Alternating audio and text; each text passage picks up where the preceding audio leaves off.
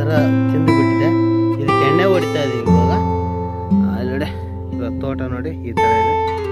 Tomato ಆ ಕಡೆ tomato ಗಿಡ, ಬೆಂಡಿ ಗಿಡ, ಇದೇನಿದೆ ಬದನೆಕಾಯಿ ಗಿಡ, ಆಚೆ ಒಂದು 5 ಸಾಲು ಮೆಣಸಿನ್ಕಾಯಿ ಇದೆ.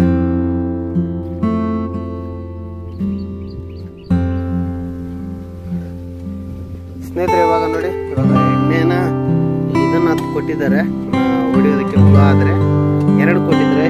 ಇದು 2 ಸೇರಿಸಿ 4 ಡಬ್ಬ ಹಾಕ್ಬೇಕಂತ ಹೇಳಿದ್ದಾರೆ.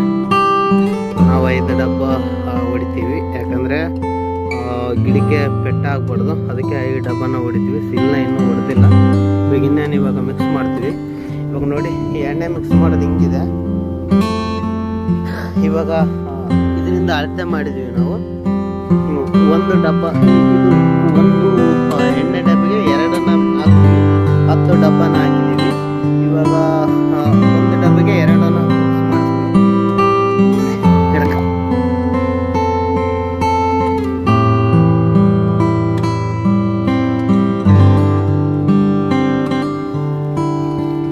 ನೋಡಿ ಸ್ನೇಹಿತರೆ, ಇದು 4 ಡಬ್ಬ, ಇದು 2 ಡಬ್ಬಕ್ಕಾಗುತ್ತೆ 350 ರೂಪಾಯಿ.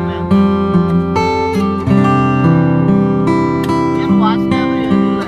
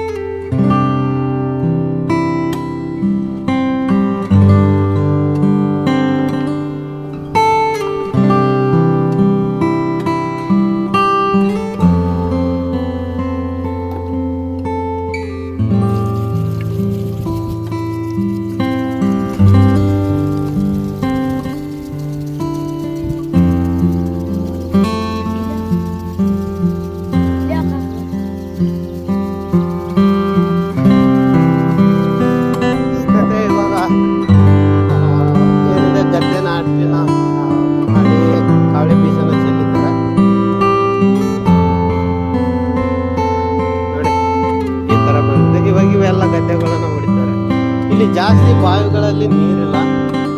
ಕೇವಲ ಏನಿದೆ ಪಂಪ್ ಸೆಟ್ಗಳಿಂದ ಮಳೆ ನೀರಿಗೆ ಭತ್ತನ ಬೆಳಿತಾರೆ ಈ ಕಡೆ.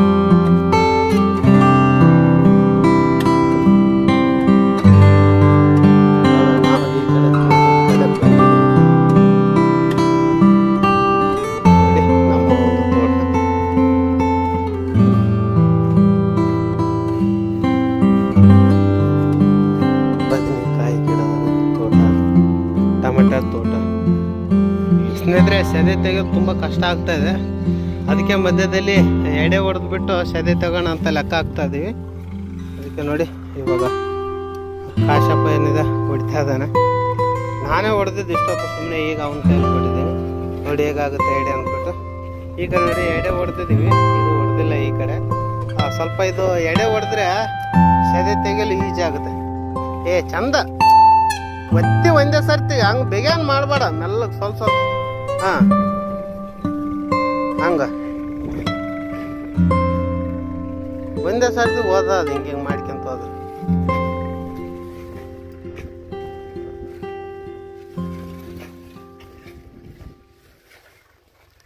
ನೋಡಿ ಇಲ್ಲಿ ಸೆದೆ ತಕ್ಕೊಂಡು ಹೋಗ್ತಾ ಇದಾರೆ. ಸೆದೆ ತೆಗೆದ್ರೆ ತುಂಬ ಚೆನ್ನಾಗಾಗುತ್ತೆ. ಇವಾಗ ಸೆದೆ ತೆಗೆದ್ರೆ ಇವಾಗ ಇದಕ್ಕೆ ಮಸಾಲೆ ಇಟ್ಟುಬಿಟ್ಟು ನೀರನ್ನ ಕೊಡೋದು ಅಷ್ಟೇ ಬಾಕಿ ಇದೆ. ನೀರು ಕೊಟ್ಟರೆ ತುಂಬ ಚೆನ್ನಾಗಾಗುತ್ತೆ ಈಗ.